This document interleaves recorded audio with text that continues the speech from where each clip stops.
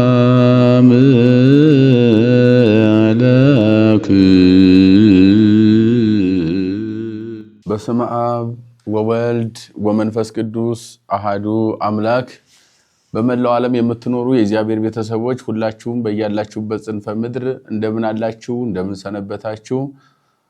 እግዚአብሔር አምላካችን ፈቅዶና ወዶ እስከዚህ ዕለት ስላደረሰን ስሙ የተመሰገነ ይሁን። ዛሬ እንደ እግዚአብሔር መልካም ፈቃድ የዐቢይ ጾም አምስተኛውን ሳምንት ነው የምንመለከተው።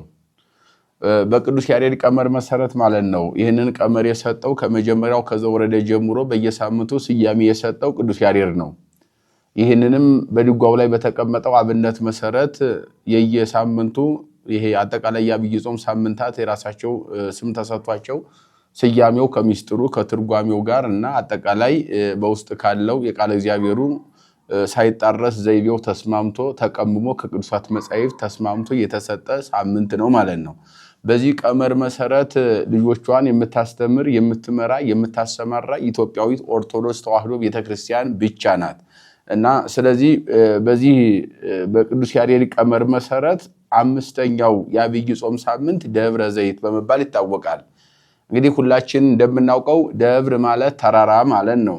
ረጅም ተራራ ወይም ከገጸ ምድር ከፍ ብሎ የሚታይ የምድር አውራ የምድር ከፍታ የምድር ደግሞም እንደ እምብርት ተለይቶ ከምድር ላይ በክብር የሚታይ ቦታ ተራራ ማለት ነው ደብር የሚለው። ዘይት የሚለው ስንመለከተው የግዕዝ ቋንቋ ቀጥታ ስንተረጉመው ወይራ ዛፍ ማለት ነው፣ ወይም ወይራ ማለት ነው። ቀጥታ ወይራ ዛፍ ማለት ነው። ስለዚህ ደብረ ዘይት ሲባል ቀጥታ ሁለቱ አንድ ላይ ደብረ ዘይት ተብሎ ተናቦ ወደ አማርኛ ስንተረጉመው ወይም ትርጓሜውን ወደ አማርኛ ቋንቋ ስንቀይረው ደብረ ዘይት ማለት የወይራ ዛፍ የተቆጣጠረው የወይራ ዛፍ አብዝቶ የበቀለበት በወይራ ዛፍ የታጀበ የወይራ ዛፍን ለብሶ የሚታይ ታላቅ ተራራ የሚል ትርጉም ነው የሚሰጠን ማለት ነው። ከዚህ ጋር እያይዘን ደግሞ ደብረ ዘይትን እንግዲህ ብዙ ስንመለከተው በሐዲስ ኪዳን በዚህ በመጽሐፈ ሄኖክ በምዕራፍ 7 ላይ 7 ተራራዎችን አየው ብሎ የዘረዘራቸው 7 ተራራዎች አሉ። ለምሳሌ ያህል የተወሰኑትን ብንጠቅሳቸው እንደ ወርኢኩ ውስተ ቈላተ ምድር 7 አድባረ በዚህ በዝቅታማው ዓለም ላይ ዝቅ ብዬ ስመለከት 7 ተራራዎች ታዩኝ። የመጀመሪያው ሙሴ ያው ጸላትንም የተቀበለበት 40 መዓልት 40 ሌሊት እየጾመ እግዚአብሔር ጋር 570 ጊዜ ተነጋገረበት ደብረ ኮሬብ ብሎታል። ከዚያ አርሞንኤም ከዚያም እንደገና ደግሞ ደብረ ታቦር እንደዚህ ብዙ ታምራት የተደረገባቸው ከሃይማኖት ትምህርት ጋር የተያያዘ ሚስጥር ያላቸው ተራራዎችን ማለት ነው። እንደገናም ደግሞ ገለዓድ ተራራዎችንም በሰሜን እስራኤል ያሉትን እንደዚህ ሁሉ ተራራዎች ይጠቅሳል መጽሐፍ። ከዚያ ግን ወደ ሐዲስ ኪዳን ስናመጣው ግን ከደብረ ታቦር ውጪ ብዙ ታሪክ የላቸውም ሌሎች ተራራዎች። ለየት ባለ ሁኔታ የሚተረክለት ማን ነው ከተባለ በሐዲስ ኪዳን ላይ ጎልቶ ሰፊ በሁሉም ቅዱሳት የወንጌል ክፍል ላይ ቅዱሳን ሐዋርያት በጻፉት መሰረት ደብረ ዘይት ጎልቶ ይነገራል። ደብረ ዘይት ተራራ ማለት ነው። ደብረ ዘይት ተራራ በኢየሩሳሌም በምስራቅ በኩል የሚገኝ ታላቅ ተራራ ነው። ያው በወይራ ዛፍ የተሸፈነ ብለናል። በዚህ ተራራ ላይ ጌታችን አምላካችን መድኃኒታችን ኢየሱስ ክርስቶስ ወደዚህ ምድር መጥቶ ብዙ ታምራት ያደረገበት ብቻ ሳይሆን ጌታችን ማደሪያ ያደረገው የእግዚአብሔር ቤት የሆነ ነው ማለትም ይቻላል። እንደው እውነቱን ለመናገር ይህንን ተራራ ሊቃውንት አባቶቻችንም በደንብ አድርገው ተንትነውታል፣ ተርጉመውታል። በውስጡ ሚስጥርን ያጨቀ አጠቃላይ ከነገረ ድነት ጋር በተያያዘ ጌታችን ኢየሱስ ክርስቶስ መዓልተ ይሜህር በምኩራብ ወሌሊተ ይበይት ውስተ ደብረ ዘይት ዘስሙ ኤሌዎን፣ ቀን ቀን በምኩራብ በከተማ በተለያየ አካባቢ በተለያየ ከተማ በሰፈር እየዞረ ጌታችን ወንጌል ያስተምር ነበረ። ወንጌል አስተምሮ ከጨረሰ በኋላ ግን በዚያው በሰፈር አያድርም ነበረ። እንደገናም ደግሞ በየምኩራብም አያድርም ነበረ። ወደ ደብረ ዘይት ተራራ ይወጣል። በደብረ ዘይት ተራራ ኤሌዎን የሚባል ዋሻ አለ። ጌታችን በዚያ ያድር ነበረ ብለው ሊቃውንት አባቶቻችን ወንጌላውያን እንደጻፉት ሊቃውንት ተረጉማል ያስተምራሉ። በአንጻሩ እግዚአብሔር ዓለም የለውም ስንል ሁለት ዓለምን ወደዚህ ምድር መጥቶ እንዲያዘጋጀም ደግሞ አባቶቻችን ያስተምራሉ።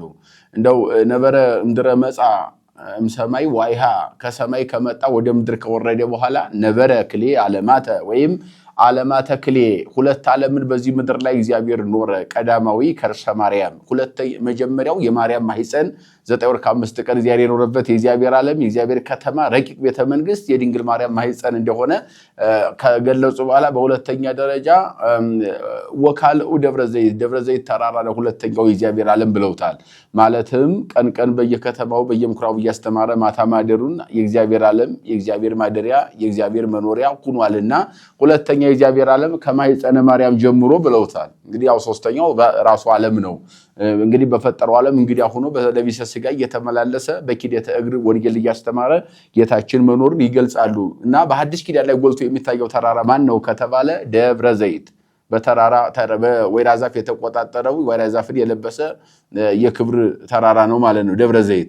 እንግዲህ ይሄ ዕለተ ምጽአት ሲሆን ቀኑ ለምን ደብረ ዘይት ተባለ ከተባለ ስለ ዕለተ ምጽአት በደብረ ዘይት ተራራ አጠገብ ተቀምጦ ጌታችን አምላካችን መድኃኒታችን ኢየሱስ ክርስቶስ አብዝቶ ዕለተ ምጽአትን ቅድመ ምጽአት ጊዜ ምጽአትና ድህረ ምጽአት የሚባል ነገር አለ በእኛ አስተምሮና የመጀመሪያው ከመምጻቱ በፊት የሚደረጉ ምልክቶችን ከዚያ በሁለተኛ ደረጃ ደግሞ ጊዜ ምጽአት በመጣ ጊዜ የሚያደርጋቸውን ስራዎች ከዚያ ድህረ ምጽአት ከመጣ በኋላ እንደገና ደግሞ የሚሰጠውን የፍርድ አሰጣጥና ሂደት በዝርዝር የሚተነትን ዕለት የተነተነበት ያስተማረበት ቀን ወይም ተቀምጦ ያስተማረበት ተራራ ስለሆነ ደብረ ዘይት የሚል የዕለተ ምጽአት ዕለት ደብረ ዘይት ተብሎ ተሰይሟል ማለት ነው። በአብይ ጾም 5ኛ ነው ማለት ነው። እና በዚህ መሰረት እንግዲህ ለዚህ እንደተለመደው የተዘጋጀ ራሱ ወንጌል አለ። በዚህ ቀን የሚነበብ ወንጌላውያን ጽፈዋል። ግን ማቴዎስ አብዝቶ ስለሚጽፍ ሊቃውንት በእንዲህ አይነት አበይት በዓላት ጊዜ የማቴዎስን ወንጌል እንዲነበብ ይተባበራሉ፣ ይፈቅዳሉ። ምክንያቱም አብዝቶ የሚጽፈው ማቴዎስ ስለሆነ ሌሎች እንኳን መጻሕፍት በትርጓሜ ሲጣሉ አንዱ ጋር ዘይቤ በሚጣረስበት ጊዜ እንዴት አንድና ብዙ ሊሆን ይችላል፣ አንዱ ብዙ አድርጎ አንዱ ሊያደርግ ይችላል። በሌላ ምስጢር በሚጋጩበት ጊዜ የሚያስታርቁት ነገር እንደ ማቴዎስ ብለው ማቴዎስን እንደ ሽማግሌ ተጠቅመው ያስታርቁታል። ያ ማለት ምን ማለት ነው? ማቴዎስ አብዝቶ ስለተጻፈ ማን እንደ ማቴዎስን ብናየው መልስ ስለሚጠ ዝርዝር ዘገባ የዘገበው ማቴዎስ ስለሆነ በዚህ መንገድ ያስቀምጡታልና ማቴዎስ 24 ይመረጣል ለዛሬው ቀን ማለት ነው። ያ ማለት ዛሬ የሚነበበው የማቴዎስ ወንጌል ነው ምዕራፍ 24። ከዚያ በፊት እንግዲህ አሁን እንደተለመደው በአራቱ ማዕዘን ዲያቆናቱም ሰራይ ቄሱ ወንጌሉን ከማንበቡ በፊት ዲያቆናት ያነባሉ እንደተለመደው ባለፈው እንዳልነው ማለት ነው። ከዚያ ግብረ የሐዋርያትን ሥራ ደግሞ ሁለተኛው ቄስ ያነባል። ሰራይ ካህኑ ወንጌል ብሎ ወጥቶ ያነባል። ከዚያ ወንጌሉ ከመነበቡ በፊት ግን ደግሞ ቀድሞ በዲያቆናት የሚባለው የሚዜመው የመዝሙር ክፍል የመዝሙረ ዳዊት ክፍል አለ ማለት ነው። መዝሙረ ዳዊት ለዚህ ቀን የተመረጠውም እንደዚህ ዕለተ ምጽአትን የሚያወሳ የሚተነትን ነው። በእርግጥ እነ ማቴዎስ ስለ ዕለተ ምጽአት ከመጻፋቸው ጌታችን ከማስተማሩ ሥጋ ለብሶ ሊመቷ ማስተማሩ በፊት በዳዊት ላይ አድሮ ይህንን ነገር ተናግሮታል። አብዝቶ እንደውም በደንብ አድርጎ ምስጢሩን አምልቶና አስፍቶ አርቅቆ የሚተረጉመው መዝሙረ ዳዊት ነው። ያው እንደው ደረቅ አዲስ ኪዳን የሚባል አለና በብሉይ ኪዳን ውስጥም ደረቅ አዲስ ኪዳን ማለት ቀጥታ አዲስ ኪዳን ሳይመጣ የአዲስ ኪዳንን ታሪክ ቀጥታ የሚናገሩ የሚመሰክሩ መጻሕፍት ደረቅ አዲስ ኪዳን ይባላሉ። እንደው እንደነ ኢሳይያስ በተለይ ደግሞ ወንጌላዊ ነብይም ይባላሉ። ቀጥታ ኢየሱስ ብለው ወንጌላውያን እንደጻፉ አማኑኤል ብሎ አስቀድሞ ጽፏልና 700 ዓመት ቀድሞ ማለት ነው። በዚህ መሰረት መዝሙረ ዳዊት ለዛሬ የተመረጠው ከመዝሙረ ዳዊት ዲያቆናት እንዲያዜሙት በቅዳሴ መሃል እንዲባል የተመረጠው መዝሙረ ዳዊት መዝሙር 49 ከቁጥር 3 ላይ ያለው ቃል ነው። እንደው ከቁጥር 3 ከምንነሳ እስኪ ሚስጥሩ እንደው የተቃና ይሆን ዘንድ ለዜማ ከቁጥር 3 ቢሆንም ከመጀመሪያው ጀምረን ያለውን እንመለከተዋለን። አምላከ አማልክት እግዚአብሔር ነበበ ወፀውአ ለምድር ምስራቀ ፀሐይ እስከ ዓረብ ብሎ ይጀምራል። አምላከ አማልክት ማለት እግዚአብሔር የአማልክት ሁሉ አምላክ፣ የጌቶች ሁሉ ጌታ፣ የነገስታት ሁሉ ንጉስ፣ ሁሉን የፈጠረ ከሱ በላይ ማንም የሌለ የሁሉ አስገኝና ፈጣሪ አድራጊ ሰሪ መሪ መጋቢ ማለት ነው። አምላክ አማልክት የሚለው ነበበ ተናገረ፣ ወፀውአ ለምድር ምድርንም ጠራት። እንደው ከምስራቅ እስከ ምዕራብ ነው የሚለው። ያ ማለት ምድርን ጠራት ስንል ሰው ነው። እስመ ምድር አንተ ይለዋል መጽሐፈ ኩፋሌ ምዕራፍ 6 ላይ አዳምን እስመ ምድር አንተ ምድር ነህና ይለዋል። ያ ማለት ከምድር የተገኘ ሰው ራሱ ምድር ይባላል። አስፈላጊ ከሆነ ግዘፈ ምድር ርህበ ሰማይ የሰማይ ስፋት የምድር ግዝፈትም ዓለም ሊባል ይችላል እንደገና ደግሞ ሰው ራሱ በራሱ ዓለም ይባላል እግዚአብሔር ሰውን ወዶ አንደኛ ልጁን ልኳል ይላልና ዓለምን ወደደው ስንል እኛን የሰው ልጅ ማለት ነው እንጂ እንጨት ድንጋዩን አይደለም በዚህም ላይ ምድርም ሲል ደግሞ ምድር ይሄ ግዘፈ ምድሩ እንዲያለ ሆኖ ዓለምን የተሸከመ በባህር ላይ የቆመ ግዘፈ ምድር እንዲያለ ሆኖ ራሱ ሰውን ምድር ይለዋል የምድር አካል ነውና ከምድር ተገንቷልና በኩፋሌው እንደተገለጠው ማለት ነው ስለዚህ ምድርን ከምስራቅ እስከ ምዕራብ ድረስ ጠራት የሚለው ስንመለከተው ከምስራቅ እስከ ምዕራብ ማለት አጠቃላይ የሰው ልጆችን ማለት ነው የሰው ልጆችን ይጠራል ያ ማለት ስለ ዕለተ ምጽአት ስለሆነ እየተነጋገርን ያለው በዕለተ ምጽአት እግዚአብሔር ወደዚህ በመጣ ጊዜ በቀኝና በግራው ለማቆም አጠቃላይ ዓለምን ይጠራል ነው ከምስራቅ እስከ ምዕራብ ማለት ከዚህ እስከዚህ ሳንለው ዓለምን በሙሉ የሰው ልጅ በሙሉ እግዚአብሔር እንደሚጠራ ነው የሚነግረን ማለት ነው ወምጽዮን ስነ ስባቲሁ ደምግባቱ ከጽዮን ነው ያ ማለት እግዚአብሔር ከደምግባቱ ከጽዮን ነው ማለት ጽዮን ድንግል ማርያም ስትሆን የሚመጣው በክበበ ትስብእት ነውና ማለትም በለበሰው ሥጋ ማለት ነው እንደውም በዘካርያስ ነብዩ ላይ እንደተገለጠው እጆቹን የተቸነከሩ እጆቹን የደሙ እጆቹን እግሮቹን እያሳየ እንደሚመጣ ነው ይሄንን ማን ወጋህ ማን ነው ያቆሰለ ማን ያደማ ብለው ሰዎች ይጠይቁታል እሱም በወዳጆቹ ቤት የቆሰልኩት ቆሰል ላዲናቸው መተው የራሴ ሰዎች አቆሰሉ ላዲናቸው የመጣው መድኃኒታቸው ሲሆን አቆሰሉ ብሎ እንደተናገረው ጌታችን ከጽዮን ይመጣል ማለት በለበሰው ሥጋ ወደዚህ ምድር ላይ ቅዱሳን መላእክት በቅዱሳን ሐዋርያት ነቢያት ጻድቃን ሰማዕታት ታጅቦ በክብር ወደዚህ እንደሚመጣ ይሄንን ለማጠየቅ ነው ይሄዚ ቀጥሎ እግዚአብሔር ሰግሐደ ይመጽእ የለቱ መዝሙር እዚህ ነው የሚጀምረው ወይም ምስባኩ ማለት ነው እግዚአብሔር ሰግሐደ ይመጽእ አምላካችን እግዚአብሔር ግን ግልጥ ሆኖ ይመጣል አምላካችንስ እግዚአብሔር ግልጥ ሆኖ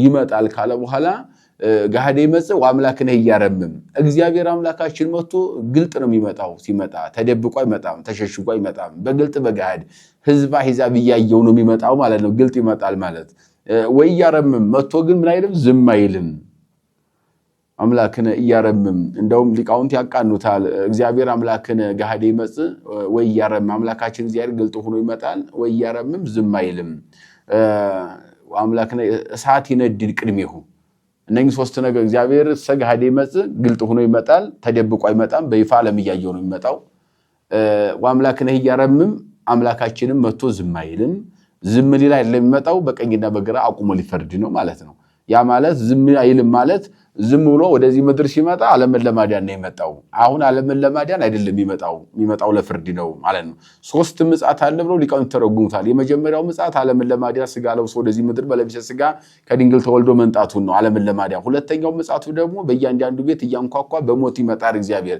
ሞት የእግዚአብሔር የፍርዱ ትክክለኛ ፈራጅ መሆኑ መታወቂያው ስለሆነ ይመጣል ነው ሶስተኛው ምጽአት ደግሞ በቀኝና በግራ ቆሞ በዓለም ላይ ለመፍረድ እግዚአብሔር ይመጣል ነው ይሄን ነው እየነገረን ያለው ገሃደ ይመጽእ ግልጥ ሆኖ ይመጣል ተደብቆ ይመጣ አምላክ የለም በገሃድ እየታየ ነው የሚመጣው ወይ ያረምም ዝምም አይልም መጥቶ በቀኝና በግራ አቆሞ በኃጣና በጻድቃን ላይ ሊፈርድ ነው የመጣው ፍርድ ይፈርዳል ማለት ነው ይቀጥልና እሳት ይነድድ ቅድሜሁ እሳት በፊቱ ይነዳ ይላል እሳት እንግዲህ እሳት ይነድድ ቅድሜሁ እሳት እርጥቡንም ደረቁንም ያቃጥላል እሳት የተባለው ስልጣኑ ነው በፊቱ ነው እሳት ማለት በፊቱ ይነዳል ማለት ስልጣኑ የራሱ ነው በገሃድ ስልጣኑን ይዞ ነው የሚመጣው በቀኝና በግራ አቆሞ እናንተ ወደዚያ ወደ ገሃነም ሂዱ ትእዛዜን አልጠበቃችሁም ርጉማን ናችሁ እናንተ ደግሞ የአባቴ ብሩካን ትእዛዜን ጠብቃችኋል ወደ እኔ ነው ብሎ ለፍርድ ይመጣል ለዚህ ነው ኢትዮጵያዊት ኦርቶዶክስ ተዋሕዶ ቤተክርስቲያን እሱ ማላጅ አይባልም ፈራጅ ነው የምትለው ይሄንን ዳዊቱ ብቻ አይደለም ወደ ወንጌሉም ስንመጣ በተለይ ማቴዎስ 25 ስናነበው በቀኝና በግራ አቁሙ ፈራጅ እንደሆነ ነው ሂዱ ብሎ የሚያሰናብት ኑ ብሎ የሚያወርስ መንግስተ ሰማያትን የፈጠረ እሱ ነው ገሃነም ነው የፈጠረ እሱ ነው የሁሉ ፈጣሪ ነውና ሁሉም ማድረግ የሚችል አምላክ በግልጥ መጥቶ በገሃድ ሁሩና ኑ ብሎ መፍረድ እንደሚችል እሳት የተባለው ደግሞ ስልጣኑ እንደሆነ እሳት እርጥቡና ደረቁን እንደሚያቃጥል እሱም በኃጥአንም በጻድቃንም ላይ በሁሉም ላይ የመፍረድ ስልጣን መኖሩን በገሃድ የሚያስረዳ የመጽሐፍ ቅዱስ ክፍል ነው ማለት ነው እንደውም ይሄንን የመጽሐፍ ቅዱስ ክፍል ወይም መዝሙረ ዳዊት 49 መዝሙር ከቁጥር 1 ጀምሮ ሙሉ ሊቃውንት ምን ይሉታል በብሉይ ኪዳን ትርጓሜ አጠራር እንደውም ዘለፋ ካህናት ይሉታል ይሄ ዘለፋ ካህናት ዘለፋ መምህራን ወደ ውስጥ ስንገባ መምህራንን ካህናትን ይገስጻል የሚገስጽ የሚመክር የሚያስተካክል ማለት ነው በአጠቃላይ ካህናት መስዋዕት አቀረብን መስዋዕት ስላቀረብን ለእግዚአብሔር ቅርብ ነን ብለው በሰው ላይ የሚተብቱ አሉ በትቢቱ ነው የቀረበ መስዋዕትን አልቀበልም ይላል እግዚአብሔር ስለዚህ እናንተ ካህናት አትተብቱ ይላል እንደገናም ደግሞ ላደረጋችሁት ለሰራችሁት ስራ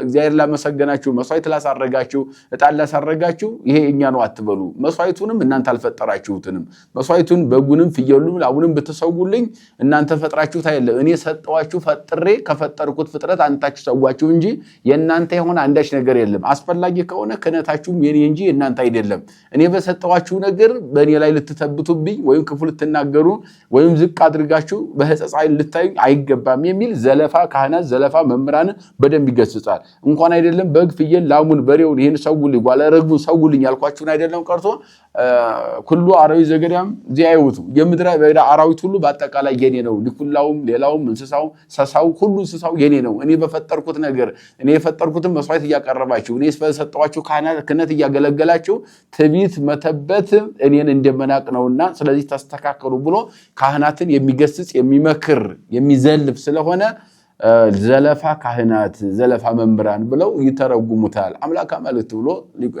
ነብዩ እንደጀመረው የጌቶች ጌታ የነገስታት ንጉስ እግዚአብሔር ዓለምን ለማዳን እንደመጣ በዓለም ላይ ለመፍረድ እንደሚመጣ መዝሙረ ዳዊት በደንብ አድርጎ እንዲገልጽልናል ከዚህ ጋር ተያይዞ ወንጌሉን ስንመለከተው በእንተ ዳግም ምጽአት ነው የሚለው ዳግም ምጽአት ማለት ሁለተኛ ማለት ነው የመጀመሪያው ዓለምን ለማዳን መጥቷል ቅድም እንዳልነው አሁን ደግሞ ዓለምን በዓለም ላይ ለመፍረድ በግራና በቀኝ ለማቆም መንግስቱን የምንናፍቃትን መንግስቱን ለልጆቹ ለማውረስ ለመምጣት መንጣቱ ነው ወፂ ወግዚ ኢየሱስም ቤተ መቅደስ ነበር አንጻረ ደብረ ዘይት ብሎ ይጀምራል ወንጌሉ ማቴዎስ 24 ከቁጥር 1 ስትመለከቱ ቁጥር 1 ላይ ጌታችን ኢየሱስ ክርስቶስ ከቤተ መቅደስ ወጣና በደብረ ዘይት ተራራ ፊት ለፊት ተቀመጠ ይላል ቀርቡ ሀቢሁ ሁሉም አርዳይሁ እዚያም ተማሪዎቹ ወደዚያ ቀረቡ ዛሬ ሊቃውንት ካህናቱ አባቶቻችን ሌሊት ወደ ቤተ መቅደስ ገብተው ማህሌት የሚቆሙት ማህሌት ቆመው ሰዓታት የሚቆሙ ሰዓታት ቆመው ጧት ላይ ኪዳን አድርሰው ከኪዳን ቀጥሎ እንደገና ቅዳሴ ይካሄዳል ስርዓተ ቅዳሴውን ጨርሰው መስዋዕት አሳርገው ከቤተ መቅደሱ ጧት ላይ ወጥተው ፊት ለፊት ፀሐይ ሊሞቁ የሆነ ቦታ ላይ ቁጭ ይላሉ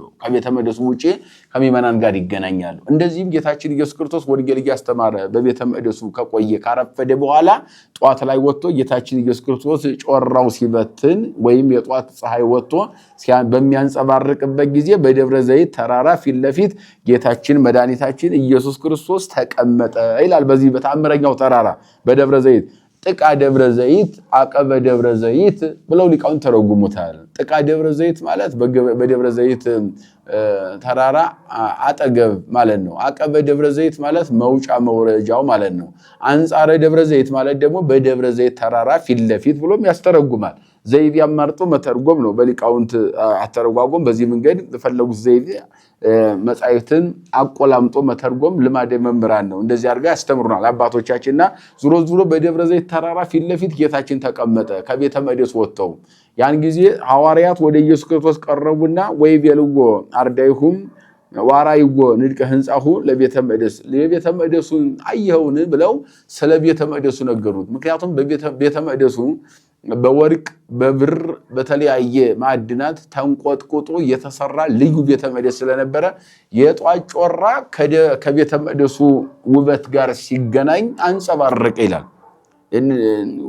ውበት ፈጠረለት ውብ ሆነ ማረካቸው ለተማሪዎቹ ለሐዋርያት እና ቤተ መቅደሱን አዩትና አደነቁ ይላል አድንቀው ቀርበው ታየዋለህ ይሄን መቅደስ ያምር ብለው አደነቁለት እርሱ ግን የመለሰላቸው ዋውሳ ወይቤሎም መለሰ እንዲህ ማለት ሪዩኑ ዘንተ ኩሎ ይሄን ሁሉ ታያላችሁ አማን ብለክሙ ይታደግ ዚህ እብን ዲበ እብን ዘይትነሰት እውነት እላችኋለሁ ድንጋይ በድንጋይ ላይ ሳይሆን አይቀርም ማለትም ይህ አሁን ያደነቃችሁት የተዋበ መቅደስ ይፈርሳል አንዱ ድንጋይ ባንዱ ላይ የሚነባበርበት ጊዜ የሚፈርስበት ጊዜ አለ ብሎ ነገራቸው አሁን እነሱ ህንጻውን አድንቀው ነው መተርጉማን ሲያስቀምጡት እነሱ ህንጻውን ያደንቃሉ እንጂ ክርስቶስን አላደነቁም ነበር ማድነቅ የነበረባቸው ዘሩባቤል የሰራውን ህንጻ ወይም ሰሎሞን ወይም ሌላ ጠቢብ የሰራውን ህንጻ አይደለም ዘሩባቤልን የሰራውን እግዚአብሔር ማድነቅ ሲገባቸው ዘሩባቤልን አድንቀዋልና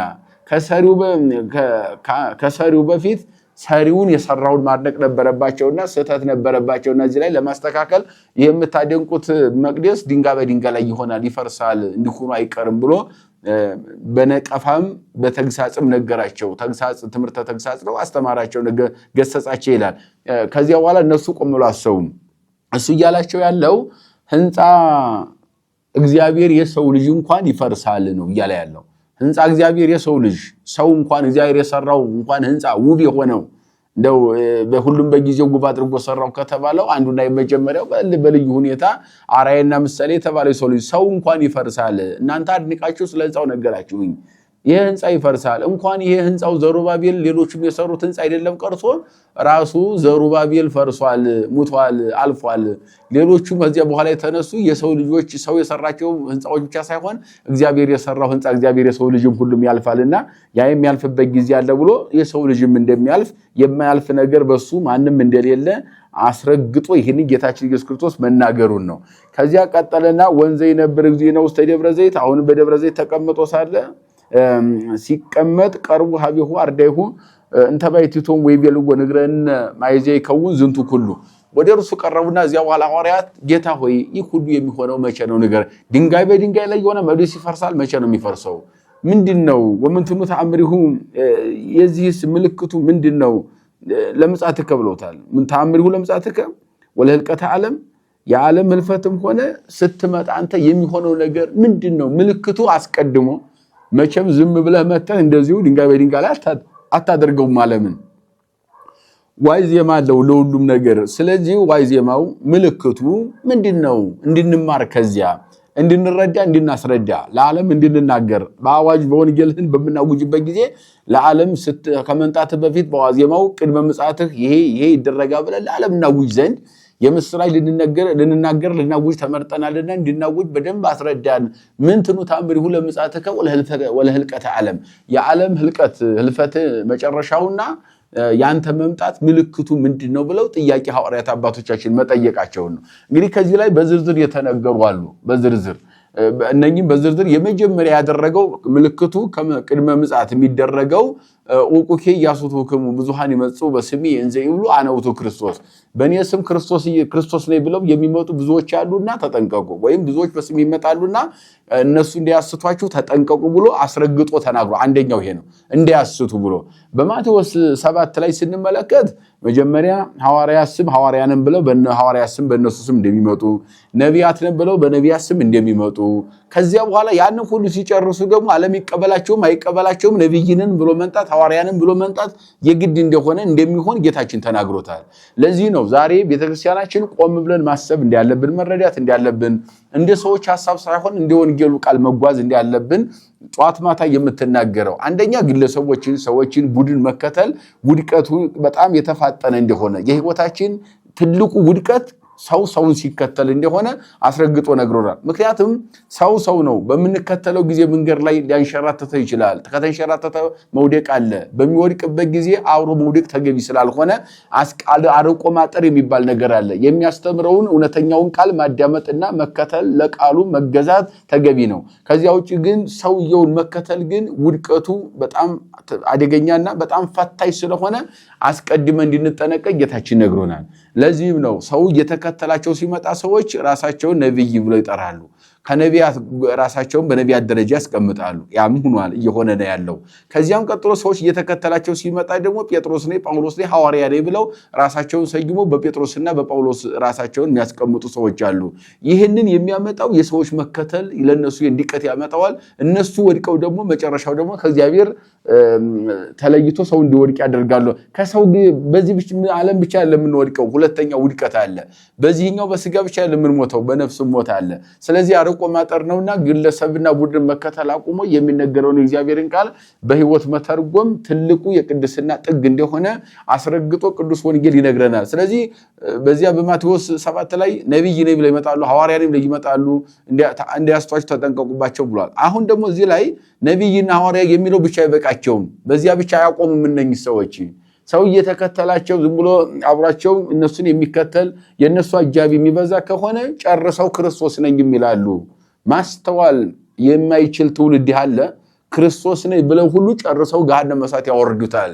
መቼም እንግዲህ ኤሊ ለልጆቹ እንደተናገረው አሁን ነብይ በሐዋርያትም በተለያየ ስም ሲመጡ ሰው ሊሳሳት ሊወድቅ ሊነሳ ይችላል እንደው ዲቀቱን ወድቆ መነሳት ይቻላል በንስሐ ማልቀስና ይቅርታ መጠየቅ ሊመለስ ይችላል ግን ወደ ክርስቶስ ነኝ ብለው ከመጡ በኋላ እነሱን መከተል በዚህ ደረጃ እነሱን መከተል ግን ዘላለማዊ ንስሐ የሌለው ውድቀት ስለሆነ ከዚህ ሰዎች መጠንቀቅ እንዳለባቸውና ነብይ ነኝ ሐዋርያ ነኝ ብለው የሚመጡትን እነሱን ነብይ ሐዋርያ መሆን አሁን እንደማያስፈልግ ወይም የነቢያትም ትንቢት ተደምድሟል አሁን በዚህ ላይ በዝርዝር የምንመለከተው እሱ ነው ዛሬ ነብይ ነኝ ብሎ ቢመጣ እልፈተ ዓለም እንዲህ አልፋ ብሎ ቢነግረን ምን ይሰራልናል ጌታችን ተናግሮታል ወንጌሉን መጠበቅ እንጂ ነብይ መጠበቅ አሁን ተገቢ አይደለም ምክንያቱም ምንድነው ከተባለ ነብይ የለም አሁን ሊኖርም አይችልም በየትኛው መስመር ስለለተ ምጻት ሊነግረን ነው ቅድመ ምጻት የሚሆነውን ታምር ሊነግረን ነው በምጻት ጊዜ የሚሆነውን ነገር ሊነግረን ነው ሐለተ ምጻት በኋላ የሚሆነውን ሊነግረን ነው ወይስ ስለዚህ ስለ እግዚአብሔር መንግስት እንዴት አወራረስ ሊነግረን ነው እሱን አሁን የሚመጣ ነብይ አዲስ ነገር ፈጥሮ የሚነግረን ነገር የለም ነብያትማ ተናገሩ ወልድ ሰማይና ምድርን የፈጠረ በለቢሰ ሥጋ መጥቶ ዓለምን ያድን ዘንድ ተናገሩኮ ተናግረው ሲጨርስ ግን በቅዱስ ገብርኤል ትንቢታቸው ተደመደመና ገብርኤል ተልኮ ወልድ እመቤታችን ከድንግል ማርያም እንደሚወለድ ተበሰረ የምስራቹ ተነገረ ይኩነኒ ብላ ድንግል ስትቀበል በማይጸኑ አደረ እግዚአብሔር አዳነ ዓለም ሁሉ ዳነ ማለት ነው ከድንግል ተወልዶ ስለዚህ ከዚህ በኋላ በትንቢተ ነቢያት ተደምድሟል በኢየሱስ ክርስቶስ ማለት ነው በቅዱስ ገብርኤል ብስራት የነቢያት ትንቢት ተደምድሟል ተስፋ መስቀሉም ተሰብኮ እዚያ ላይ ተስፋ መስቀሉ ተረጋግጦ ተሰጥቷል ማለት ነው አሁን የሚጠበቀው ምንድነው ከተባለ ጌታችን ኢየሱስ ክርስቶስ ያስተማረውን ወንጌል ብቻ ደረጃ በደረጃ ጠብቆ መንግስቱን መውረስ እንጂ ሌላ ስለዚህ በዚህ ወንጌል ላይ ትንቢት የሚነግረን አዲስ ነብይ አያስፈልግም አዲስ ባይታዊ አያስፈልግም አዲስ ሰባኪም አያስፈልግም ማለት ነው ይሄንን መንገድ የሚመራን ያልተረዳነውን የሚያስረዳን መምህር ብቻ ያስፈልገናል በዚህ ልክና መጠን መኖር የክርስትና ጥጉ ይህ እንደሆነ ሁላችንም እንድንረዳ ኦቆ ሄያሱቱ ከሙዛን ይመጹ በስሜ ክርስቶስ ነኝ ብለው ይመጣሉ እስካሁን ነብይ ሐዋርያን አሁን ክርስቶስ ነኝ ብለው ይመጣሉ እንግዲህ በየአቅጣጫው ይህም ስሜት አለ በአንዳንድ ቦታ እንደዚህ አይነት ሰዎች እንደተነሱ ነገር ግን በተለያየ አቅጣጫ እንደሚከስሙ መልሰው አልሳካላቸው ያሉ ብዙዎች አሉ ወደፊትም የሚመጡ ይኖራሉ አዎ ሐሳዊ መሲህም ይመጣል ያ ሁሉ እንደሚደረግ ሐሳዊ መሲህ ጨረቃና ፀሐይን በአንድጅና ፀሐይን በአንድጅ ጨረቃን ይዞ እንደሚመጣ ብዙዎችን እንደሚያስት እንደገና ያ ሁሉም ሲሆን ዓለም ሁሉ መጠንቀቅ እንዳለበት ፀሐይ ጨለማ ቢሆን እንደገና ብርሃኗን ብትነሳ ፀሐይ ወርህ እንዲሁም ደም ብትለብስ ከዋክብት ይረግፋል ይህ ሁሉ ኃይል ይናወጣል ነው ይህ ሁሉ ቢሆንም ነገር ግን አንድ ኢየሱስ ክርስቶስ ለፍርድ ይመጣል እስከሱ እስከሚመጣ ድረስ ዓለም ሲነዋወጥ በዚህ መካከል ጸንቶ መጠበቅ እንዳለብን የሚነግረን ነው ስለዚህ በእሱ ስም የሚመጡ ስላሉ ከዚህ እንድንጠበቅ ለሐዋርያት ለአባቶቻችን በደንብ አድርጎ ከገለጸ በኋላ ብዙዎችን ያስቷቸዋል አለ መንጣታቸው ብቻ አይደለም ክርስቶስ ነን ብለው ሞኞች ይስታሉ ተከታዮች ሰው አምላኪዎች መንገደኞች እነኚህ ይስታሉ አለ እነኛን ያሳስቷቸዋል አለ ሁሉንም ማሳት ይፈልጋሉ ሁሉም ግን አይስትላቸው ምክንያቱም የበሰለ ግለሰብና ቡድንን የማይከተል እኔ ወንጌል ነው የምከተለው ጌታ ያስተምሮኛል ንስሐ ገብቼ ቃሉን እየሰማው ተቀድሼ መኖር ስጋው ደግሞ እየተቀበልኩ መኖር ፈልጋለሁ ብሎ የሚጸናለ ሁሉንም ማሳት የፈለገው ሐሳዊ መሲህ ቢመጣ የማይስቱ እስከመጨረሻው የሚጸኑ እንዳሉ በደንብ አድርጎ ነግሮናል ቀጠለና ይሄ መጀመሪያው ምልክት ነው አለወክሙ ሰሙም ቀትለ ወድምፀ ጸባይት ኡቁ ኢትደንግጹ እነሆ የመገዳደል ሁኔታን ታያላችሁ እርስ በርስ መገዳደል እንሁም ደግሞ የጦር ድምጽን ተሰማላችሁ ይሄ ሁለተኛው እንዲያስቷችሁ ተጠንቀቁ በስም ይመጣሉ አንደኛው ነው ሁለተኛው ደግሞ የጦርነት ድምጽ ተሰማላችሁ የመገዳደል ድምጽ ተሰማላችሁ መገዳደልን ባይናችሁ ታያላችሁ ይሄ ሁሉ ይሆናል ይሄ ሲሆን እንዳትደነግጡ ተጠንቀቁ አለ እንግዲህ ዛሬም እንመለከተው ነው ምን እየሆነ ነው ስንል ወንድሙን ይገላል ጧት ማታ የጦርነት ድምጽ ነው የምንሰማው ዓለም ሁከት ላይ ነው ያለው ዓለም ንውጡታ ላይ ነው ያለው ወከባ ላይ ነው ያለው መረጋጋት ዓለም አልቻለም ያለምን ሁኔታውን ያያየ ነው ዓለምን ለማረጋጋት በዓለም ደረጃ መሪዎች ይሰበሰባሉ በአንድ ላይ ሆነው መግለጫ ይሰጣሉ ሻይ ቡና ጠጥቶ ያማረ ልብስ ለብሶ ቴሌቪዥን መስኮት ላይ ከመታየት ባለፈ ግን ለችግሩ መፍትሄ መስጠት አልቻሉም መፍትሄው ምንድነው ከተባለ እነኚህ ሁሉ እንደሚመጡ ታውቋልና ሁሉም እግዚአብሔርን ፈርቶ ወደ እግዚአብሔር ማልቀስ እንጂ በእኛ ጫጫታና ስብሰባ መግለጫ የሚመጣ ምንም ነገር ሰላም መረጋጋት እንደሌለ ወይም በዚህ የሚረጋጋት የሚሰጥ የእግዚአብሔር መንግስት እንደሌለ አስረግጦ ይነግረናል ማለት ነው። ይቀጥልና ወይ ከውን ከማሁ ወባይቱ እንዲሁም ይሆናል ሁሉም ነገር ግን አኮ በጊዜሃ ዘይሐልቅ በጊዜ የሚያልቅ አይደለም አንድ ጊዜ አይደለም የሚሆነው ወይ ተነሱ ህዝብ ዲበ ህዝብ ሌላው ደግሞ ህዝብ በህዝብ ላይ ይነሳል ማለትም መግባባት አይኖርም ማህበራዊ ቀውስ ይኖራል ማለት ነው። የሰዎች መግባባት ርስ በርሳቸው ህዝብ ህዝብ ላይ ማለት አንዱ በአንዱ ህዝብ ላይ የምናየው በሰፈር በመንደር በቋንቋ በነገድ ዓለም የሰጠን አጀንዳ ላይ ሃይማኖቱን ተተነው እየተባላን እንዳለ ይታወቃል። ይሄ ማህበራዊ ቀውስ በህዝብ ዘንድ እንደሚከሰት ጌታችን ኢየሱስ ክርስቶስ ራሱ ነግሮናል። ይሄ የነብይ የሐዋርያ ቃል አይደለም ራሱ መድኃኒታችን ኢየሱስ ክርስቶስ ያስተማረው ነው። ወነገስት ላይ ለነገስት መንግስታት በመንግስታት ላይ ይነሳሉ ያው ምን ነው ሁሉም ጦር የሚሰብቀው ዓለም ማለት ነው። ወይ መጽረሃብ ወብድብን ወዲልቅልቅ ሐከክ በበባሃውርቲው በየሀገሩ ረሃብ ይሆናል በሽታ ይሆናል ጭንቀት ሁከት ይሆናል ብጥብጥ ይሆናል ወዝንቱ ሁሉ ቀዳሚሁ ለህማም ይህ የህማም መጀመሪያው ነው።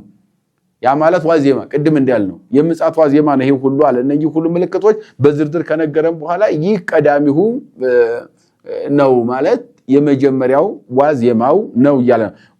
ይቀጥልና አሚሃ ይትፋጹክሙ ወይመጡክሙ ለምንዳቤ ወይ ቀስፉክሙ ያን ጊዜ ይይዟችሁና እርስ በርሳቸው አንዱ ይቀባበሏቸዋል አንዱን አሳልፎ ይሰጠዋል ለመከራ ለምግርፋት ይሰጧቸዋል ወይ ቀትሉክሙ ወይ ጸልኡክሙ ይገድሏቸዋል ይጣሏቸዋል ወተከውኑ ጽሉአነ በሃበ ኩሉ ሰብ በእንተ ስሜ ስለ ስሜ በሁሉ ሰው ዘንድ የተጠላችሁ ትሆናላችሁ። ክርስቲያን በመባላችሁ ብቻ ልትጠሉ ትችላላችሁ። ወንጌልን ተሸክማችሁ መስቀል አንግባችሁ ባንገታችሁ በመታየታችሁ ብቻ የተጠላችሁ ትሆናላችሁ። ዓለም ያጋንንት ልጆች የዚህ የጨለመው ዓለም ቡድን እናንተን ሊጠላችሁ ይችላል። በዚህም በእኔ ስም ስለተጠራችሁ ክርስቶስ ተብዬ ክርስቲያን በመባላችሁ የኔ አካል እኔ ራሳችሁ በመሆነ እናንተ የኔ አካል እኔ ደግሞ የናንተ ራስ በመሆን በዚህ ስም በመጠራታችሁ ብቻ መከራ ይደርስባችኋል ስቃይ ይደርስባችኋል ዓለም ይገፋችኋል የሚል ዋሚሃ ያሉ ብዙሃን ሃይማኖቶም ብዙዎቹ ሃይማኖታቸውን በዚያን ጊዜ ይክዳሉ። ምክንያቱም አንዳንዱ ለስልጣን ይክዳል አይ እንደዚህ ካልሆንኩኝ ስልጣን አይሰጠኝም ብሎ ለስልጣናቸው ለሆዳቸው ህዝባቸውንም ሌላውንም ተተው ለስልጣንና ለሆድ ብቻ ራሳቸውን አሳልፉ የሚሰጡ ስልጣን ካገኘው ለለቱ ከበላው ሆዴ ከጠገበ ምን አገባይ በሚል አይደለም ህዝባቸውንና የሚመሩትን ማሰብ አይደለም ቀርቶ ሁሉን የሚያደርግ በዙፋን ላይ የሚያስቀምጥ የሚያነግስና የሚሽር የሚያወርድ የሚገድልና የሚያድን እግዚአብሔርንም ጭምር ሃይማኖታቸውን የሚክዱ ብዙዎች አሉ። በዚያን ጊዜ ርስ በርሳቸውም ይጣላሉ ይገዳደላሉ። ብዙሃን ሐሳውያን ነቢያት ይመጹ ወለ ብዙሃን ያስተወሙ ሐሳውያን ነቢያት ይመጣሉ ብዙዎችን ያስታሉ ብዙሃ መጻ ወእከይ ተስየኮስ ፍቅር ማህበ ኩሉ ሰብ እንግዲህ የመጨረሻው ፍቅር ከሰው ልጅ የተቀዘቀዛል ከአመጻ ብዛት የተነሳ ማለትም ሰዎች ይህንን ያክል ርስ በርሳቸው ባለመግባባታቸው ከአመጻ ብዛት የተነሳ አመጻ ለምን ሲቆጣጠረው ፍቅር ትቀዘቅዛለች አለ። ያው ምን መለከተው ነው ዛሬ ሰባኪው ስለ ፍቅር ይሰብካል ጳጳሱ ስለ ፍቅር ይሰብካል ቄሱ ስለ ፍቅር ይሰብካል መነኩሴው ስለ ፍቅር ይሰብካል ሰባኪውም ይሰብካል ቄሱም ዲያቆንም ይሰብካል ፍቅር አለው ሲባል ግን ባዶ ነን። ይሄንን እውነታ ልንክደው የማይገባ ስለሆነ አሁን ያለንበት ትልቁ ውድቀታችን አንዱ ምንድነው ከተባለ በአፋችን እናወራለን እንጂ በልባችን ስለሌለ መግባባት ስለሌለ ራሳችን ፍቅር የራቀን የሆነ መሆኑን እያረጋገጥን ምክንያቱም ምንድነው ከተባለ ደግሞ ከብዙ አመጻ ብዛት የተነሳ አንዳንዱ በገንዘብ አምጿል አንዳንዱ በስልጣን አምጿል አንዳንዱ በክብር ፍላጎት አምጿል አንዳንዱም ደግሞ ስልጣን ፍላጋ በፍቅረ ሲመት በፍቅረ ነዋይ እንደገናም ደግሞ በፍቅረ ክብር ራስን ክብር ብቻ በመፈለግ ከእግዚአብሔር በላይ ራሳችን ለማድረግ ስለምንኖር ፍቅር ከዚህ አመጻ የተነሳ የተለያየ ነገር ወደን ራሳችንን ለዚህ አሳልፈን ለጉዝ ነገር ለሚያልፍ ነገር አሳልፈን ራሳችን በመስጠታችን ፍቅር ቀዘቀዘች ተቀዘቀዛለች የተባለው ቀዘቀዘች ነው። ወዘስ አዝለፈ ትግስቶ ወቱ ይድህን ከመጨረሻው ድረስ ግን የጸናው ሲድናል። እነኚህ ሁሉ ምልክቶች ይሆናሉ ይደረጋሉ። እነኚህ ሁሉ በሚደረጉበት ጊዜ ግን ይሄን ሁሉ መከራ እየተፈራረቀ ጌታዬ ተናግሯል። አዲስ ነገር አይደለም። ይሄ እንደሚሆን ነግሮኛል አስተምሮኛል። ስለዚህ በዚህ ምክንያት ተደናግጬ ሃይማኖቴን አልክድም ራሴን አሳልፌ አልሰጥም እንደገናም ደግሞ አምላኬን እግዚአብሔርን ዘንግቼ ቃሉን ዘነጋ አይገባኝ ብሎ እስከመጨረሻው የጸና ርሱ ይድናል። ወይ ሰበክ ዝ ወንጌለ መንግስት ለኩሉ ዓለም ከመይኩን ሰማ ላይ ለኩሉ አሕዛብ በአሕዛብ ዘንድ ምስክር ይሆንባቸው ዘንድ ይህ የመንግስት ወንጌል በዓለም ላይ ይሰበካል። ወንጌለ መንግስት በዓለም ላይ ይሰበካል። ይህ ተአምረ ይበጽሕ ቃለ ህልቀ ያንዬ ቃሉ መፈጸምበት ጊዜ ይደርሳል። ወም ከመሪክሙ ትምህርተ ርኩሰ ዘምዝቡረ ዘተባለ በዳንኤል ነብይ እነሆ በነብዩ ዳንኤል የተባለውን የርኩሰት ቃል በሰማች ባያችሁ ጊዜ እንዘይቀው ሙስተመካን ቅዱስ ዘያነብብ ለይለቡ በቅዱሱ ቦታ ላይ ተቀምጦ የሚያነበው በቅዱሱ ቦታ ላይ ተቀምጦ ወንጌል የሚተረጉመው በቅዱሱ ቦታ ላይ ተቀምጦ በቅዳሴ ላይ የሚያዜማው ሰው ያስተውል ልብ ያድርግ የቅዱሱን ሰብኮ በቅድስና መኖር ርኩሰት ደግሞ በተቀደሰው አደባባይ ሲነገር ያንን መቃወምና ለዚያ መጋፈጥ እንደዚህ አይነቱን ርኩሰት ነገር ከቤተ መቅደሱ መለየት ስንዴና እንክርዳድን ለይቶ ትክክለኛውን ስንዴ ወይም የእግዚአብሔርን ቃል ከነሚስጥሩ ያንን ይዞ ለቅድስና የሚመራ የእግዚአብሔር ቃል ብቻ በመቅደሱ መነበብና መተርጎም እንዳለበት ከእንደዚህ ርኩሰትን ከሚያደርጉ ሰዎች መራቅ ብቻ ሳይሆን እነሱን ከመቅደሱ ማራቅ መጋፈጥ እንደሚያስፈልግ በዝርዝር ይነግረናል ማለት ነው። ያን ጊዜ አሚሃ ለውስተ ይሁዳ እንግዲህ በይሁዳ ያሉ ሸሻሉ ወደ ተራራ ይሄዳሉ። እንደገና ደግሞ በላይ በድንጋይ ወይም በካብ ላይ ያሉ እነኛም ደግሞ ወደ ታች ዕቃቸውን ለማንሳት አይወርዱም። ያ ማለት ለተምጻት ድንገት ይመጣል ነው። እነኚህ ሁሉ ስንመለከታቸው ሰው ከቤቱ ለስራ የወጣ ሰው ካለ ወደ ቤቱ መመለስ አይችልም። ግብተት በጽለት እግዚአብሔር የእግዚአብሔር ቀን ድንገት ነውና እንግዲህ የእግዚአብሔር ቀን መቼ ይመጣል እንዴት ይመጣል የሚለው ሰፊ ትንታኔ ያለው ያው ወደ ታች ዝቅ ብለን ስንመለከተው ይነግረናል። ጌታችን አምላካችን መድኃኒታችን ኢየሱስ ክርስቶስ የእግዚአብሔር ቀን እንዴት እንደምትመጣ ከመንተ መብረቅ ዘይወጽም ጽባህ ወያስተሪ እስከ ዓረብ ጌታችን ኢየሱስ ክርስቶስ እንዴት እንደሚመጣ ፀሐይ ከምስራቅ ወጥቶ ከምስራቅ ፀሐይ ሲወጣ የፀሐይ እግር ምዕራብን እንደሚቆጣጠረው ከማሁ ምጻቱ ለወልደ ጓለሚያው ለወልደ እግዚአብሔር ወልደ እግዚአብሔር ቅዱስ ያድል ለወልደ ጓለሚያው ደግሞ ቅዱስ ወንጌል ሁሉም ዝሮ ዝሮ ወልደ ጓለሚያው ቢል የሰው ልጅ ከድንግል የተወለደ ክርስቶስ ማለት ነው። ወልደ እግዚአብሔር ካለ ደግሞ የአብ የባህሪ ልጅ የሱ ምጻት እንደዚህ ነው አለ። ያ ማለት ምን ማለት ነው? ጌታችን አምላካችን መድኃኒታችን ክርስቶስ ሲመጣ ፀሐይ ከምስራቅ ስትወጣ ምዕራቡን ዓለም በብርሃኗ እንደምትቆጣጠረው እሱም አንድ ጊዜ መጥቶ ዓለምን እንደሚቆጣጠረው ነው። መቼ ይመጣል እንዴት የሚለውን ሊቃውንት በያባባላቸው ተርጉመውታል። እንግዲህ ጌታችን የሚመጣው ወሩ መጋቢት ወር እንደሆነ ወይም ጳጉሜንም ማለት እንችላለን። ጳጉሜንም ይላል። ዋናው መሰረታዊ ነገሩ ግን መጋቢት ወር እንደሚወጣ ወሩ መጋቢት ነው። ዕለቱም ደግሞ ዕለተ እሑድ ነው። ያው ደግሞ ደብረ ዘይት የምንለው ቅድም እንዳልነው በዚህ ዕለት እንደሚመጣ በዕለተ እሑድ ቀኑ እሑድ ነው። ሰዓቱ መንፈቀ ሌሊት ነው። ሌሊት እኩሌታ ላይ እንደገና ወሩ ደግሞ መጋቢት ነው። ዘመኑ ዘመነ ዮሐንስ ብሎ አባቶቻችን አስቀምጠውታል። ይሄንን ማወቅ ይቻላል። ከዚያ ውጭ ግን ያለውን እኛ ማወቅ አንችልም። መጋቢት ወር አለ እንጂ ማንኛው መጋቢት እንደሆነ ፍጡር አያውቀውም። እስካሁን ብዙ መጋቢት አልፏል፣ ወደፊትም ብዙ መጋቢት ያልፋል። ዕለተ እሑድ ነው ተብሏል። እሑድ መሆኑን እናውቃለን። ማንኛው እሑድ እንደሆነ ግን የሚያውቀው እግዚአብሔር ብቻ ነው። ምክንያቱም እስካሁን ዕለተ እሑድ ነበረ፣ ወደፊትም ብዙ ዕለተ እሑድ ይመጣል። ማንኛው እሑድ ነው እሱ ነው የሚያውቀው። መንፈቀ ሌሊት ብዙ መንፈቀ ሌሊት አለ። ማንኛው መንፈቀ ሌሊት እንደሆነ ዘመኑ ዘመነ ዮሐንስ ማንኛው ዘመነ ዮሐንስ እንደሆነ እስካሁንም አልፏል፣ ወደፊትም ያልፋል። ማንኛው እንደሆነ ጌታችን ኢየሱስ ክርስቶስ ነው በደንብ አድርጎ የሚነግረን። ለዚህም ነው እዚህም ቀጥሎ ይነግረናል። እንደዚህ ነው አለ፣ ድንገት ነው የሚመጣው አለ። ቀጥና ወበንተሰ ይእቲ ሰዓት ኪያሃ ወሰዓት አልቦ ዘያምራ ኢመላእክተ ሰማይ ወይ ወልድ ዘንበላ ባይቲቱ ከአብ በስተቀር የሰማይ መላእክትም ወልድም ያችን ቀን አያውቋትም ይላል። አሁን ወልድ ሲል እንግዲህ ሚስጥር የሚያስፈልገው እዚህ ላይ ያው ገለጻ ስለሚያስፈልጋን ነው። ሌላው የተለመደው ይሄው ነው ትንታኔው። እዚህ ላይ ስንመጣ ግን ያችን ቀን የሚያውቃት የለም ብሎ ቅድም እንዲያልኳችሁ ነው። መጋቢት ወሩን አይደለም እያለ ያለው። መጋቢት ወርማ ተነግሮናል፣ ግን ማንኛው መጋቢት ወር አናውቀውም፣ ሰው አያውቀውም። ዕለተ እሑድን አይደለም፣ እሑድማ ተነግሮናል። ማንኛው እሑድ እንደሆነ ግን የሚያውቀው እሱ ነው። መንፈቀ ሌሊት ተነግሮናል። መንፈቀ ሌሊት አልጠፋንም። ማንኛው መንፈቀ ሌሊት ነው እሱ ነው የሚያውቀው። ዘመነ ዮሐንስ አይደለም። ዘመነ ዮሐንስማ ታውቋል፣ እናውቀዋለን። ማንኛው ዘመነ ዮሐንስ እንደሆነ ግን የሚያውቀው እሱ ብቻ እንደሆነ ይህን ይነግረናል። በአንጻሩ እንደገና ከዚህ ላይ ብዙ ጊዜ በዚህ በመናፍቃኑ ዓለምም የሚነሳ ጥያቄ ቀኗን ወልድም አያውቃትም አያውቃትም ብለዋል ይከራከራሉ። በዚህ መላእክትና የሰው ልጅ ማለት የተባለው ወልድ ነው እንዴት አያውቃትም ያውቃታል ያውቃትም የሚል ክርክር አለ።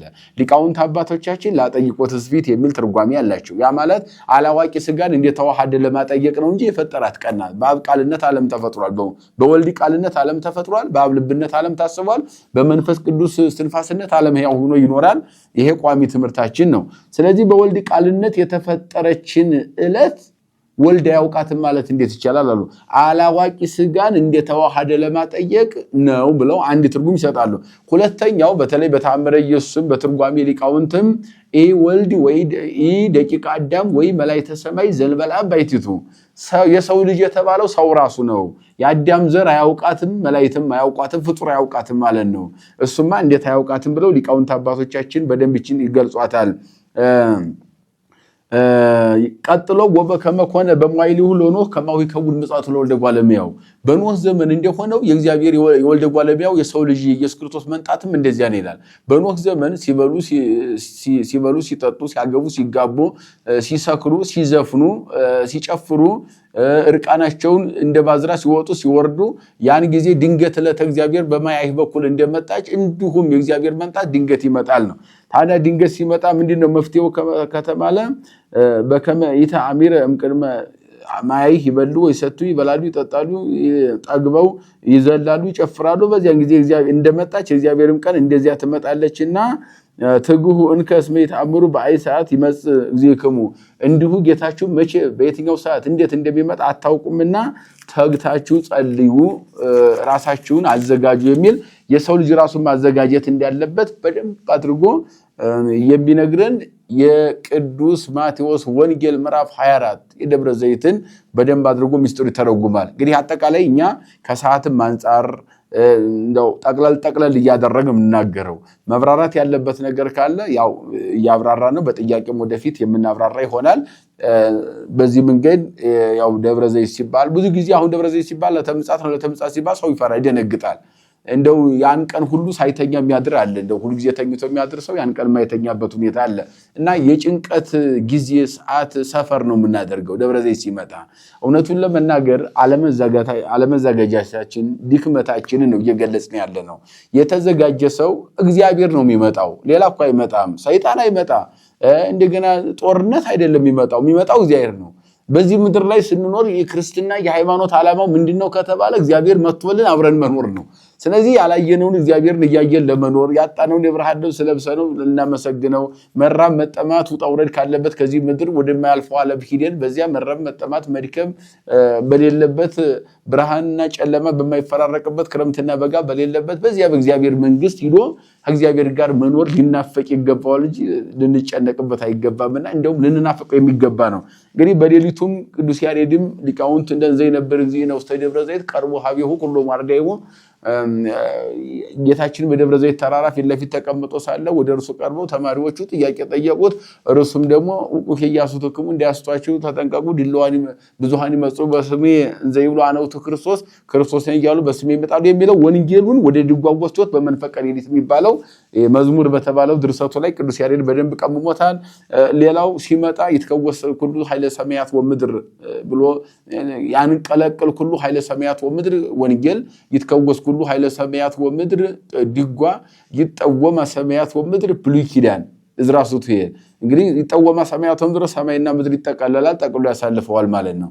ሴት ቤት ውስጥ ያለን ጨርቅ አውጥታ ሲቆሽሽ ታጥበዋለች፣ ከሳጥን አውጥታ ታጥበዋለች፣ ካጠበችው በኋላ ትዘረጋዋለች፣ ከዘረጋችው በኋላ ይደርቃል፣ ከደረቀ በኋላ ጠቅላ መልሳ ሳጥን ታስገባዋለች። እማሃባልቡ ሀበቦ ካለመኖር ወደ መኖር አንተሶ ዓለምን ዘርግቶታል። ጨርቅ አጥቦ እንደመዘርጋት ዘርግቶታል እግዚአብሔር። ደግሞ ከደረቀ በኋላ ጠቅልላ ሴት ወደ ሳጥን ጨርቅ እንደምታስገባ ዓለምንም ደግሞ ይበቃል ሲለው ጌታችን ኢየሱስ ክርስቶስ ሰማይና ምድርን ጠቅልሎ እንደሚወስደው ይጠወማ ሰማያት ወምድር ይጠቀለላሉ። ይትከወስ ሁሉ ኃይለ ሰማያት ወምድር ይነቃነቃል ይንቀሳቀሳል።